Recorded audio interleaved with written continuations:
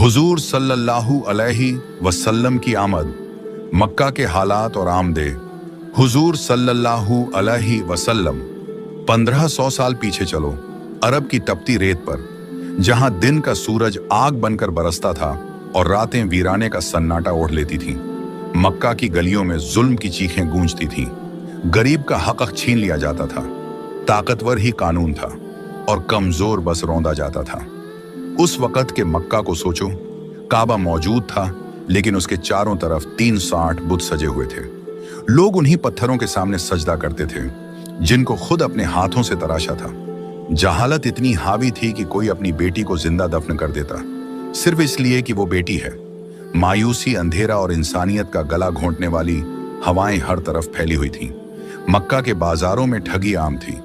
कबीलाई लड़ाइयां पीढ़ियों तक चलती। कमजोर गुलामों की तरह बिकते और ताकतवर सर उठाकर जुल्म करते। शराब, जुआ, बुत परस्ती, यही उनकी जिंदगी का शोर था। किसी के दिल में ना रहम था, ना किसी की जबान पर सच्चाई थी। जमीन तड़प रही थी, आसमान भी एक नजरे रहमत की गुजारिश कर रहा था, और सारी कायनात की जुबान से एक ही सदा उठ रही थी, ऐ अल्लाह, वो हसीन चेहरा कब आएगा जिसकी आमद से ये स्याही मिट जाएगी।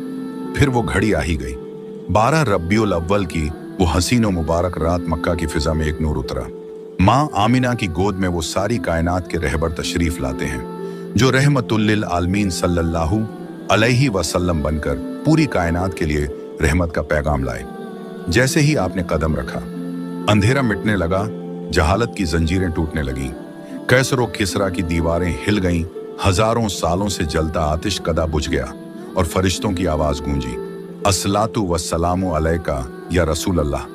और कोई कहने वाला कह रहा था, मुबारक हो ए यतीमों बेसहारो, मुबारक हो ए गम के मारो, मुबारक हो ए जिंदा दरगौर होने वाली बेटियों, ए जुल्म की सताई औरतों, ए जालिम के हाथों पिटने और बिकने वाले गुलामों, मुबारक हो वो रहमत वाला आ गया जो इन तमाम जुल्म और काली आंधियों को मिटाने वाला है।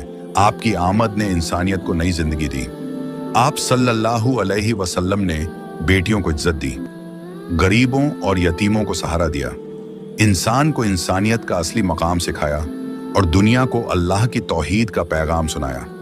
कुरान का ऐलान है, वमा अरसलनाका इल्ला रहमतल लिल आलमीन, और हमने आपको नहीं भेजा मगर तमाम जहानों के लिए रहमत बनाकर। सूरह अंबिया।